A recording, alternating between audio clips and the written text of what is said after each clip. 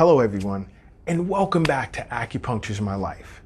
Now, before diving into discussions on mental and emotional disorders as understood and treated by an acupuncturist, I would like to first discuss the concept of the mind as well as the spirit as is understood by an acupuncturist. You see, for you to understand this concept, it would allow you guys to grasp how mental as well as emotional disorders are treated with acupuncture and in some cases herbs. We must be careful not to confuse an acupuncturist's understanding of the mind and spirit with the Western concept of mind and spirit. Because you see, when it comes to the Western concept of the spirit, it is defined as that which gives life to the physical organism. Now, to an acupuncturist, the spirit includes all mental phenomena such as thinking, the ability to reason, and more, as well as emotional and bodily phenomena. You see, to an acupuncturist, the spirit is not something that animates the body. An acupuncturist views the spirit and body as two different forms of condensation and aggregation of qi. The spirit and the body are considered manifestations of qi, with the spirit being a more rarefied form of the same qi that makes up the human body, which makes the body and the spirit different aspects of the same source, making the condensed version of qi the human body and the dispersed version of qi the spirit, both representing two opposites which depend on each other for their existence. To me, that sounds very much like the relationship between yin and yang, you think? Now, you see, to an acupuncturist, the physiological basis of the spirit is represented by our internal organs, with an emphasis on 5 of the yin organs. Those being, let's say, the mind as your shin, which is represented by your heart. The mind, being a person's shin, is responsible for, let's say, thinking, memory, consciousness, insight, emotional life, cognition, sleep, intelligence, wisdom, as well as ideation. Now, a person's mind is also responsible for integrating the many parts of our psyche. Then there's the ethereal soul, which is represented by the liver. The ethereal soul, which resides in our liver, is responsible for our sleep, our dreams, mental activities associated with our mind, emotional balance, our sight, our ability to plan, and giving the mind its sense of ideas, intuition, and creativity. You see, the ethereal soul, which is governed by the liver, and its close relationship with the heart, which represents our shin, is responsible for controlling and integrating many of our mental and emotional characteristics. Then there's the corporeal soul, which is represented by our lungs. The corporeal soul, which is governed by and resides within the lungs, are responsible for the animation of all of our physiological activities. Most important of them all, that being our ability to breathe. Then there's the intellect, which is represented by our spleen. The intellect, which resides in our spleen, is responsible for applied thinking, our ability to study, memorize, focus, concentrate, as well as generate new ideas. All qi and blood derived after birth serves as the physiological basis for the intellect, which again resides in our spleen. And then there's willpower, which is represented by the kidneys. You see, the kidneys is known to an acupuncturist to influence our capacity to memorize and store data. The strength of this willpower, which resides in our kidneys, represents our drive, our determination, enthusiasm, as well as motivation and single-minded pursuit of our goals and objectives. The relationship between these internal organs and their spirits are inseparable. You see, the state of qi and blood within these internal organs can affect our spiritual aspect of their relative organ, which determines our overall mental and emotional health, as well as the opposite. The state of a person's mental and emotional health can affect the harmonious balance of qi and blood within the internal organs. Now, I say all of this to create sort of like a picture in your mind as to how an acupuncturist may understand the mind and spiritual relations between the internal organs. Now, going forward, over the next few months, as I discuss mental and emotional disorders, I will explain how a disharmony between the mind and spirit, as well as a disharmony of chi and blood within a particular internal organ, can affect our psyche, as well as how an acupuncturist may diagnose and treat these mental and emotional disorders, okay? We'll be right back. Acupuncture is my life.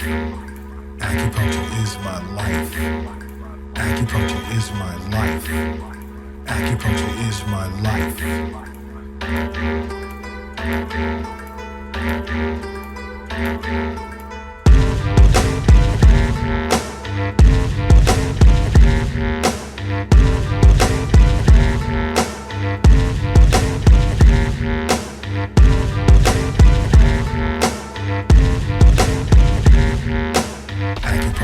is my life.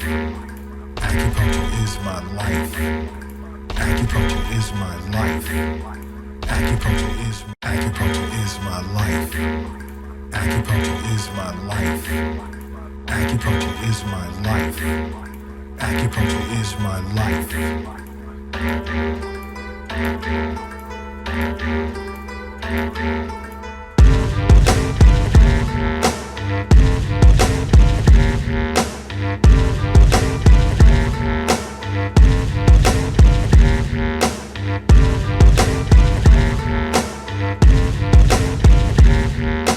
Acupuncture is my life. Acupuncture is my life. Acupuncture is my life. Acupuncture is. Welcome back, everyone. Now, in this episode, as well as the next few episodes over the coming months, I plan to discuss various emotions as a cause for mental and emotional disorders.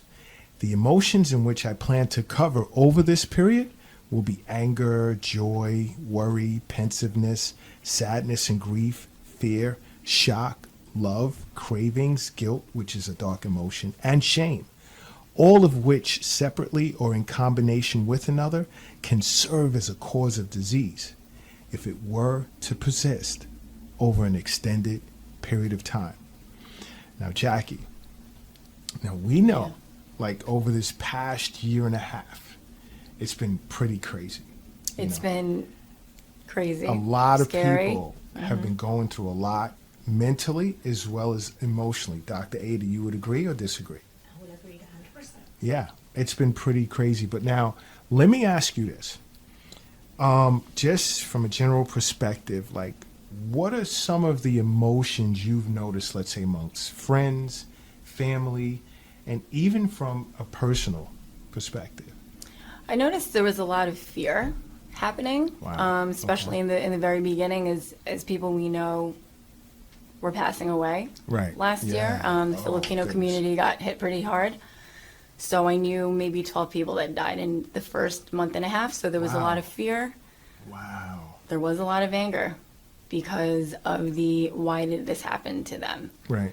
So in the course of the following year and a half, it was dealing with those emotions and how we were all coming together as a community to support each other to Right. figure out why and what to do with the fear and the anger of it all. I can imagine. Dr. Ada, have you noticed any like emotional disorders that were like out of the norm over the past 18 months, would you say? Definitely. I think that Dr. Leroy and Jackie are talking about the impact that the coronavirus had on people in the community. So having to face all those different circumstances have changed the responses that people have in general towards something that is new and completely different. So the fear, which is an emotion that we all experience at some time of our lives, becomes more palpable. So you have to develop skills, emotional skills, to manage that. And that's where we see how to do that, and we have to develop them. Dr. Ada, let me ask you a question. Like, what would you feel was the basis for this fear? I think one of the bases for that fear was the unknown, that we really didn't know. Uncertainty, that we really didn't know what it was. So a lot of people became anxious and became distorted about the whole manner in which we needed to manage that. So each one of us individually and in general had to create ways to manage that anxiety. So whoever was anxious became more anxious. Whoever was depressed became more depressed. So kind of increase in the amount of emotions that you. But you know what's interesting about what she's saying is that many individuals didn't know how to deal with this anxiety, fear, anger. I think that the story that I keep hearing from people at work is when we went into that immediate lockdown and how the unknown, we dove off the cliff into the unknown, and then the fear and the anxiety and the anger were kind of brewing, but we were all like, no, we're going to get out of this in 2 weeks. We'll see each other in 2 weeks. It's fine. And as the months went by, it started to get worse and worse, the fear and the anger. And like you said, no one knows how to deal with that. Yeah. This is not a normal anger and fear that we had ever experienced in life before. Exactly. And I think that it has several elements because all of a sudden our environment changed because we were used to, some of us, not all, to come out of the house and go to a place of work. Now we have to blend the place of work with our home environment, and it became a little bit too much to handle because one was overlapping the other, and still is. Some of us are still overlapping the work life with the home life, and that environment has an impact in the way we feel and how we respond to the different environmental stressors that exist. Now, out of all emotions, right, which would you say stood out most to you? I'm going to say fear, but I don't know what you would clinically call it, Dr. Ada, when people were feeling depressed and hopeless. That is what I think I heard of the most, because I had the weird chance to go back to work last June in 2020. So I was talking to maybe 10 people a day and taking my own little mental stock of how people felt. And I think there was a lot of depression that people didn't know how to cope with. And they were, like you said, stuck at home with their partner and their children, and they didn't know what to do. And some anger was building towards the partner. Wow. I think that there is also, I'm going to talk about the elements that are going on there, because a person who is not used to express feelings may have some difficulty about expressing how they feel.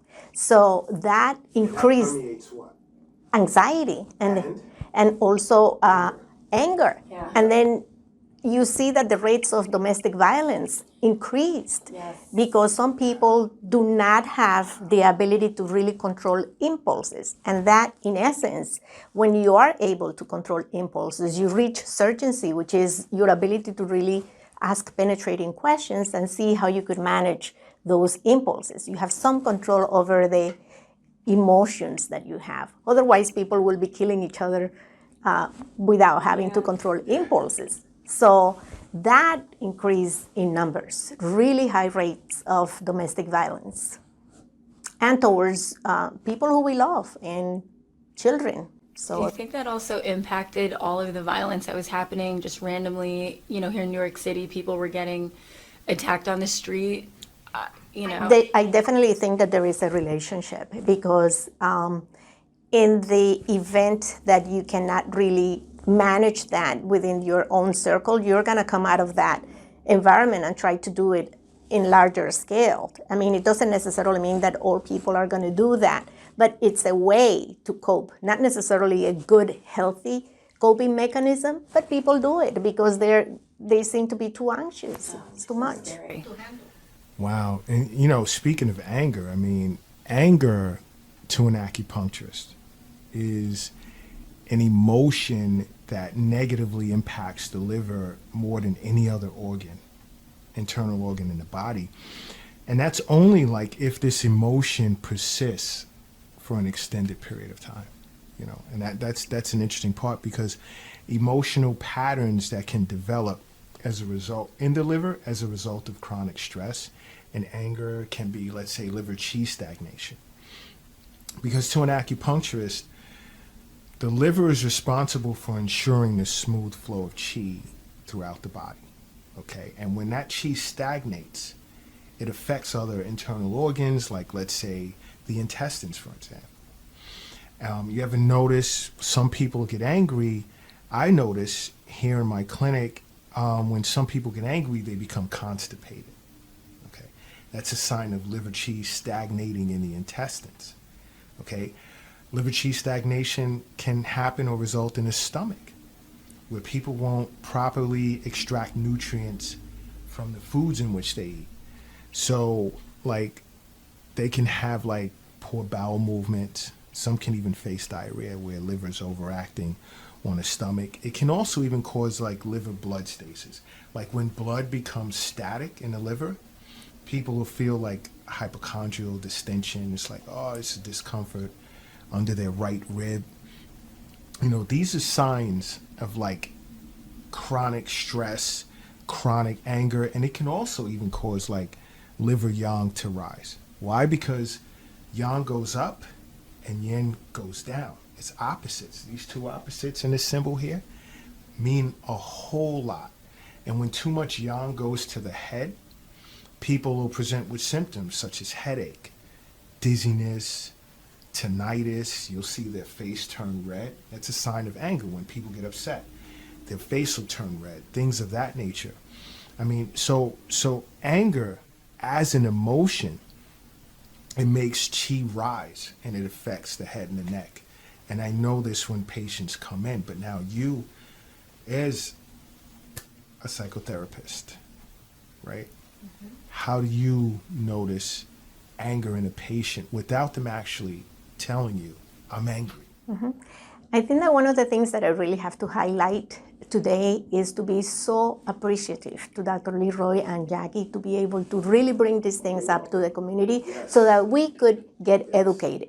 The more you know that you do not know.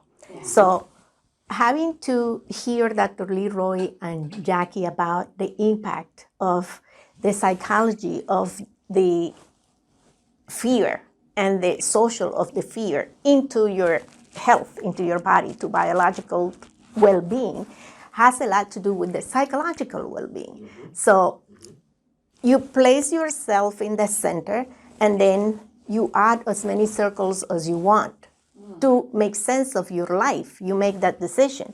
So Dr. Leroy is showing that relationship between the biology and the social and the psychic, which is the approach in which we psychologists or clinical licensed social workers try to explain humanity and the way you are. So Dr. Leroy asked me the question, how do I know if a person is angry? Well, it's not only that you say, I'm angry, because you are able to verbalize your feeling. It's also your body posture, the psychic that is attached to how you're relating to the person who's next to you. So you do not have to verbalize and say, I'm angry, because communication has many parts. It's funny you say that, because sometimes you can kind of feel the energy of an angry person. Exactly. And yeah, how it affects you, and then it can, like people say, it ruined my day. Yes. But now you're psychologically letting it affect you, the energy of the other party. You both are tackling on it. How many times, and I'm just going to pose this question to everyone who's listening to this program. You meet someone, and the person has not opened their mouth, and you already feel that that person is not going to connect with you. It's almost like you feel the tension in the air because it's too much. It's too much. And that's coming from the yang energies that's emanating from the body. Mm-hmm. Now hold this thought and topic on anger, and we'll be right back after this commercial break. Acupuncture is my life. Acupuncture is my life. Acupuncture is my life. Acupuncture is my life.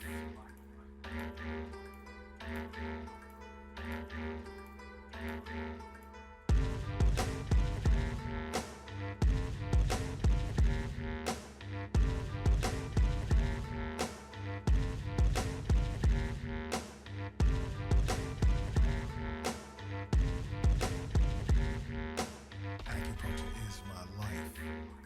Acupuncture is my life.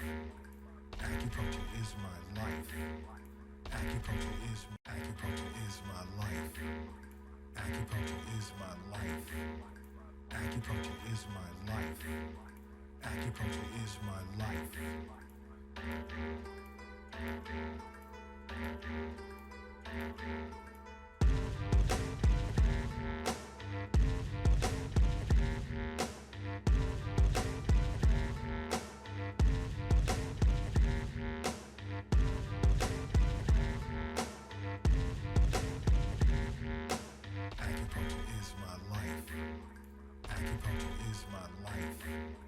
Acupuncture is my life.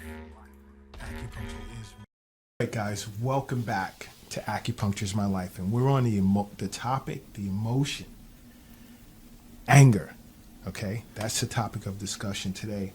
And you know, I want people to understand that the term anger should be interpreted broadly.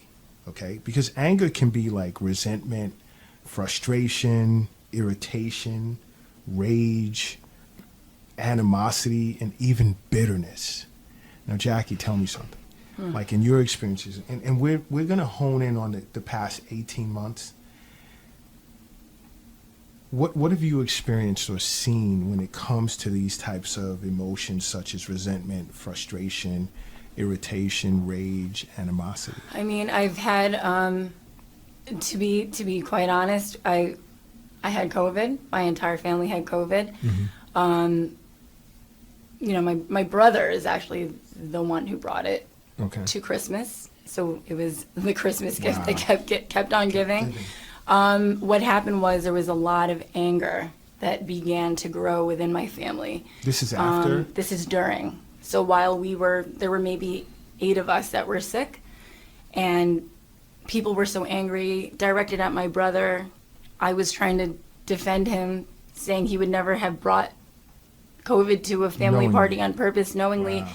But people were so angry, they didn't want to speak to him, even though he was in the hospital. It was just a very hurtful time while we were sick and trying to manage the illness, and but the anger that grew out of people getting COVID when they didn't want, and understandable, but we never addressed it ever after that. And no one ever, it was swept up under the rug. And as we all recovered, it's just there. And you could feel that tension with family gatherings. And what do you do? So you would feel that this is anger in a form of resentment and frustration. Yes. Right?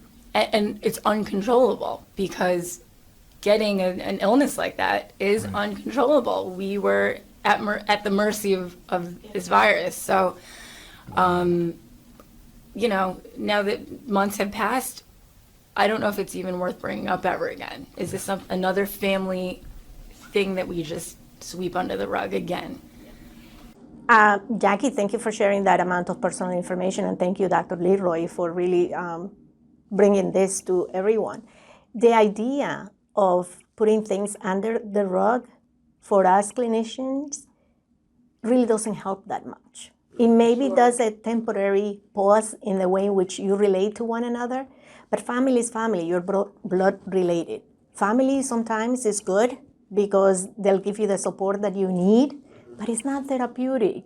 And I think that as we grow in the knowledge of distinguishing that, the stigma about getting professional help, like coming to acupuncture with Dr. Leroy or coming to therapy, will help with those issues.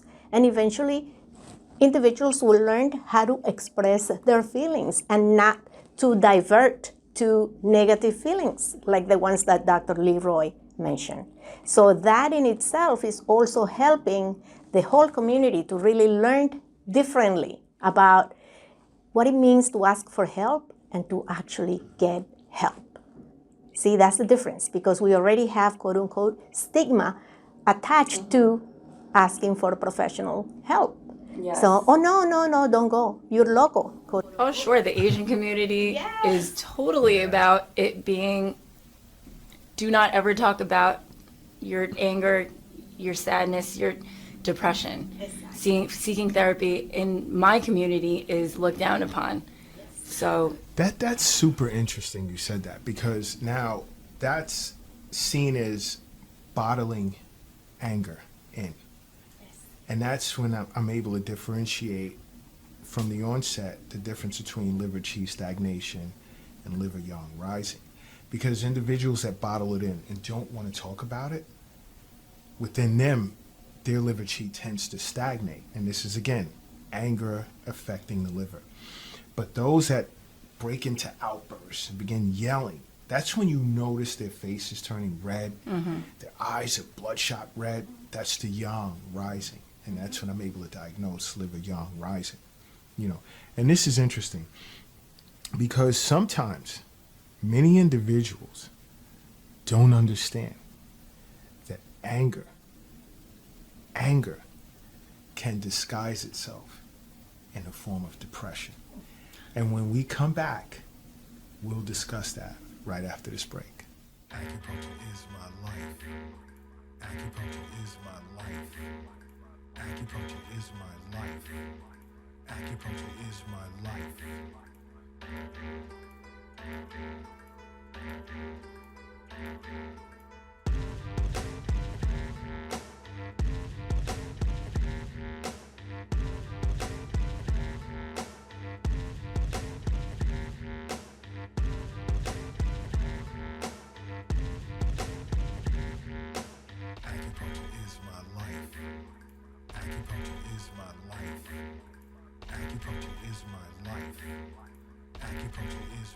Acupuncture is my life. Acupuncture is my life. Acupuncture is my life. Acupuncture is my life. Acupuncture is my life.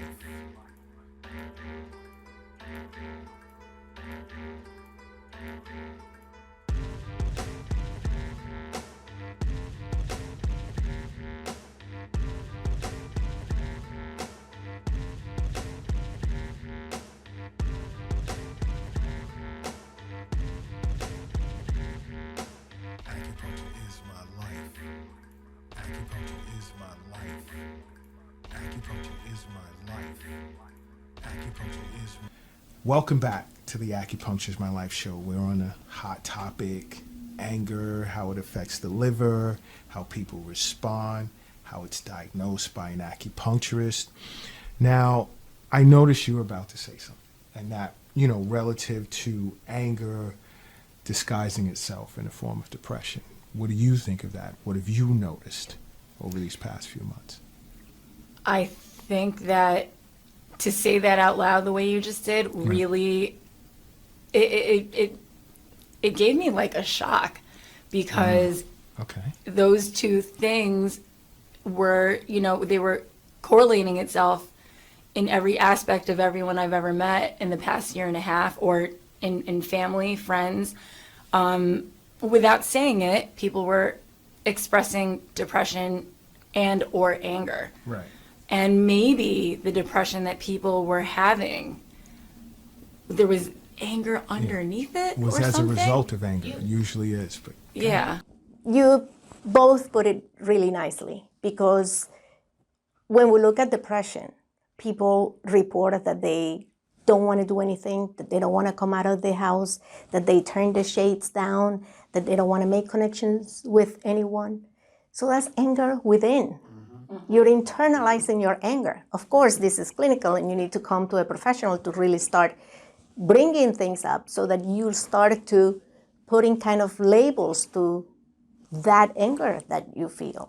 So in clinical terms, we say, okay, so let's understand what Dr. Leroy is saying about the biology of how it affects your body. Let's understand the psychic part, what's going on there, because we grow up with different belief systems, different norms, different values, and we all have it ingrained in our minds. So it's going to be really difficult if you don't make the decision to change that, to break that habit and turn it into something positive. And then the social part, which we are feeling it, we are living it, we'll have to really look at it and see how we could make positive ways to manage those symptoms. And then once you start doing that, you'll see the outcome, which is completely different. And then you start a different way of doing things. You live a balanced, healthier life. Balance of yin and yang, which is awesome. But let me ask you this, like, what are some things you would recommend, even let's say to your patients or your clients, you know, that are faced with an overwhelming sense of anger that's disguised in the form of depression? Like, are the general, I mean, I know we can't get into specifics, there are guidelines we have to follow, but just off the top of your head, are there just general recommendations that can help people, you know, outside of acupuncture or along with acupuncture? Thank you for that question, Dr. Leroy. I think each individual is different. I think that we all have different mechanisms to deal with things. But in general, I think individuals need to highlight how they feel with certain things and look and choose on the positive issues that make them feel balanced, right? A healthier lifestyle means to eat healthier. Okay, your food is your medicine. Okay, family, even family members that are not so helpful. You know, you choose who your people are in your circle, in your life wheel. You decide who your friends are. Your friends are not your enemies. I think that was a big thing in the last year and a half of people shuffling around their friend groups because of who reacted how in the last year and a half. But what do you mean by shuffling around your friend groups? Like, I feel like even in my own friend circle, you know, between my husband and I, we realized, you know, who reacted in what ways and what kind of people we wanted to bring closer to us, who were more supportive, especially during that hard time we had being sick, and who looked at us kind of like we had leprosy. Does that make sense? Were some of these individuals in that circle, were they once considered long-term friends that you had to sort of disavow, like sort of, or were they just a little bit? short-term? I think they were long-term friends that, you know, reacted so differently to just the way the world had changed in the last year and a half, and you know, we had many conversations over lockdown. Who is this person? Who is this person? Wow. Who's more angry? Who's more acceptive of the way the world is changing hour by hour, it felt like. Yeah, and Jackie mentioned one word that we like very much. Who's supportive? You know, who really cares about you and who's gonna make a phone call, the support system. It's gonna give you a call and say, Jackie, how do you feel? Wow, what a difference. Ideal that someone is listening, active listening, hear what you're saying and how you feel. So that makes a big difference. That kind of falls under the umbrella of, like, could you say psychoneuroimmunology? Sort of, yeah, because it's a big field. Yes, psychoimmunology. To help you not get sick. Not to get sick. Yeah. Because what happens, Jackie, is like, in asking that question to Dr. Ada has a lot to do with that support system. Whereas if you get that support, what does it do to your psyche to allow you to heal yourself? And that's part of psychoimmunology. It makes you feel held up, I guess. And it makes you feel happier to know that there are individuals out there who care about you. Yeah. So Dr. Leroy said about high emotion like being supportive, being supported by someone that count on someone who's out there that knows that is doing the active listening. And I'm being redundant, but that is important because it will elevate your high emotions. But I like what you said about foods as well. The different types of foods that can play a part on your psyche, especially when you're going through moments of anger or depression. And I've had patients that came in and along with acupuncture treatment, you know, I'd make Eastern nutrition recommendations for them. And quite a few of them, you know, really benefited and it changed a lot. And you know, because we work together a lot, I've sent tons of patients to you and vice versa to deal with these issues, you know. But it's pretty interesting. It's pretty interesting, you know? Yeah. It is. But I want to say, guys, I want to thank Jackie for coming on the show. And I want to thank Dr. Ada, and you'll be seeing much more of us in the future. Or should I say for the next few months, you'll be seeing much more of us. And after this commercial break, I will discuss like how these patterns that develop as a result of anger can be treated with acupuncture. So I'll be right back. Acupuncture is my life. Acupuncture is my life. Acupuncture is my life. Acupuncture is my life. Acupuncture is my life.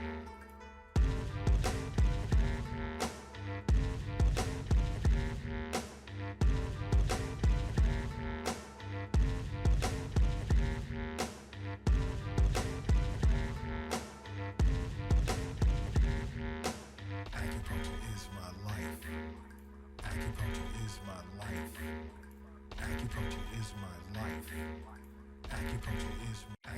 Acupuncture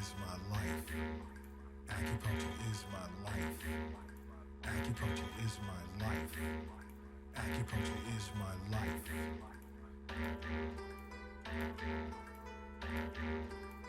life.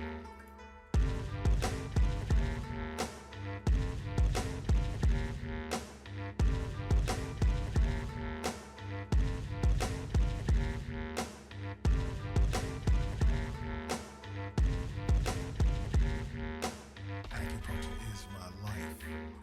Acupuncture is my life. Acupuncture is my life. Acupuncture is. Welcome back, everyone.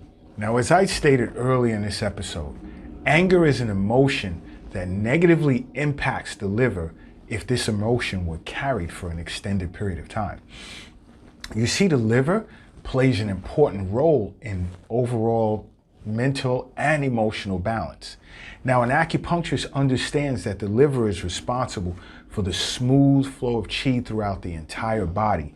And with this being the case, this function of the liver plays an important role in ensuring a balanced and emotional life. Now, when this function is impeded in any way, the circulation of chi throughout the body can be obstructed, becoming stagnant, leading to emotional frustration, repressed anger, irritability, and even depression, which can present with physical symptoms such as, let's say, discomfort under your right rib, abdominal distension, and a pressing sensation in your chest, as well as the feeling of a lump in your throat, making it difficult to swallow. Now, women, more times than not, tend to experience distension of the breast, menstrual tension, as well as irritability. Now, this is all relative, and in saying that, I'm saying how anger affects a person's liver is for the most part dependent on how one reacts to the stimuli which causes this anger to build up inside of them. Now, as I stated earlier in the show, if you hold this emotion for an extended period of time, it will cause the liver chi to stagnate. But if you express your anger under the wrong circumstances, it can cause the yang energies of the liver to rise to your head. Now, there are times when anger does not always manifest itself in an outwardly manner, such as, let's say, yelling and shouting. Some individuals may carry this emotion with them for years, allowing it to metastasize, leading to depression. Now, stagnant liver chi can affect women somewhat different than men. You see, in women, stagnant liver chi can lead to liver blood stasis. Now, when I come back after this commercial break, I will discuss the symptoms of these patterns. And you let me know via the Acupuncture is My Life app if you've experienced any of these patterns I'm about to discuss when you are angry. I'll see you in a minute. Acupuncture is my life. Acupuncture is my life. Acupuncture is my life. Acupuncture is my life. Acupuncture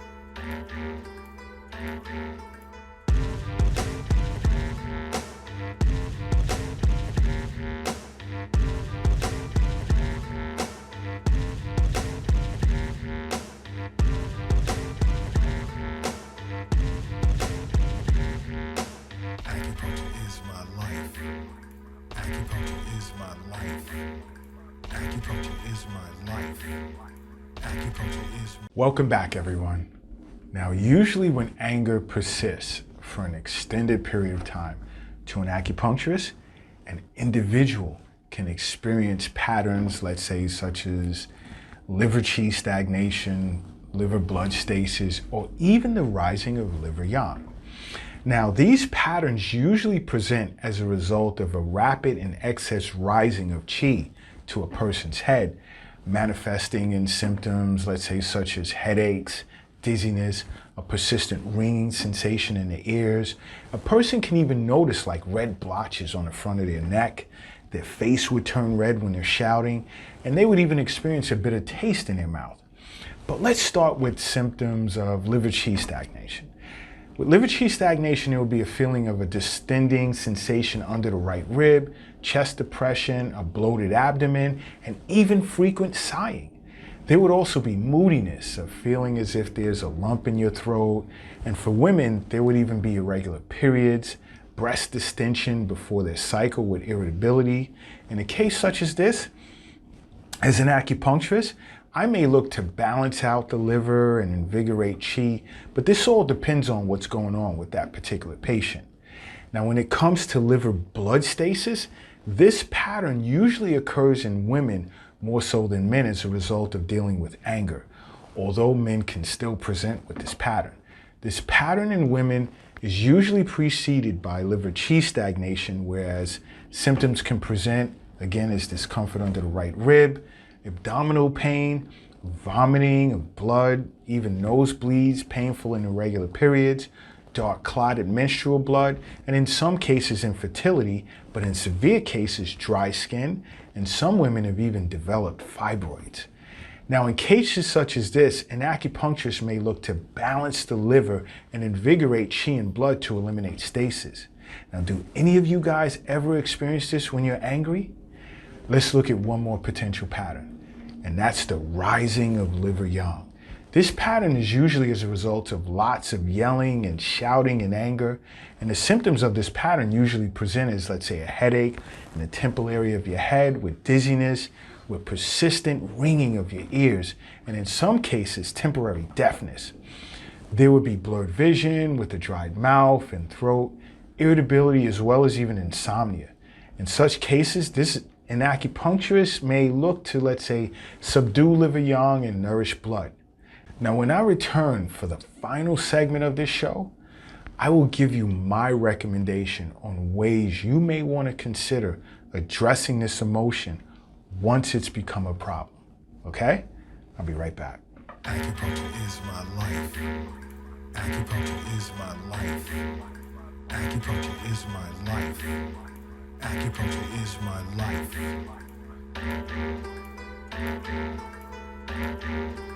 Acupuncture is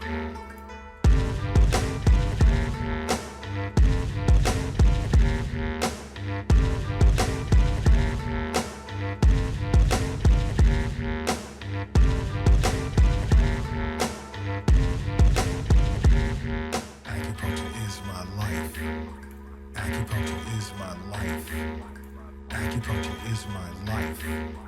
Acupuncture is my life.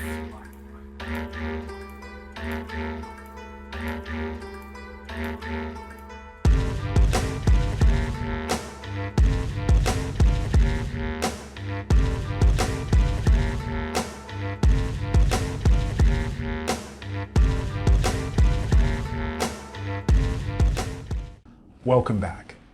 Now, this is the final segment, and I want to really give my advice. This is just a matter of opinion with regard to addressing anger, because a lot of us, especially over the past almost 2 years, kind of want to start hedging in that direction. We've gone through a lot, and anger has stood out to be probably the top emotion that we had to deal with, we had to address, and we've reacted towards our friends, towards our family, towards our spouses, mates, children, in ways that we wouldn't ordinarily react. Now, some of this can be tied to our diet. And I know that may surprise some of you guys because let's say eating like excessive amounts of greasy, spicy foods or fatty foods, genetically modified foods, processed foods, and even consuming alcohol. Riddle me this. Let's just say you have a drink, right? And during that time, you have pent up emotions which causes liver qi stagnation. The alcohol, which creates heat in the body, can cause you to express your anger and allow the yang energies from your liver to rise, and you'll begin shouting. And a lot of this, let's say, pent up emotion, anger you've been holding in for an extended period of time will begin to come out. Now, is that always bad? No, because certain energies you want to release. You want to get out. You want to get it off your chest. Because usually days later, you'll feel better after having done that, and you're no longer in a stagnant state of existence because you know that you vented. But how do you handle yourself after this period is what's important. And this is why more times than not, it's best to see an acupuncturist. And I know many of you have a phobia for needles, and it's not that bad. Many individuals have come into the Acupuncture My Life clinic, and they, more times than not, don't necessarily experience a chi sensation. But when we have to elicit or bring about a chi sensation, we usually let the patients know, and they'll be prepared for it. But I won't really digress with regard to that topic. But I will say this, seeing an acupuncturist to address your emotions is a good move. Along with seeing potentially a psychologist or a psychiatrist. Here at Acupuncture My Life, we have an awesome psychologist in which we work with and refer our patients to, and that's Dr. Ada Sandoval, who you'd seen earlier in the episode, and all of her contact information is there, and she does virtual sessions. So it doesn't matter where you're located on this planet, she can still schedule you for a virtual session and work things out. But it's all about being proactive. And many individuals come in to see an acupuncturist, whether it's acupuncturist here at Acupuncture My Life or an acupuncturist somewhere else.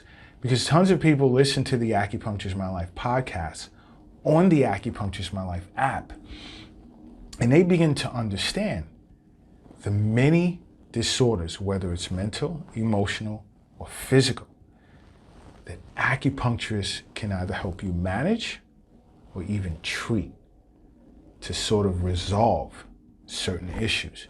That's why, again, you see so much in the way of the commercials discussing download the Acupuncture My Life app for free, because individuals on that app can also watch different videos on the Acupuncture My Life YouTube channel discussing how the internal organs work, what the internal organs are responsible for in its normal function, and how different disorders can affect these individual internal organs, and how an acupuncturist can treat it.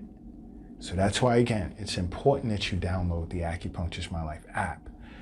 But along with that being said, if you ever notice that you experience disorders relative to your emotions, some individuals lack direction, my recommendation, see an acupuncturist.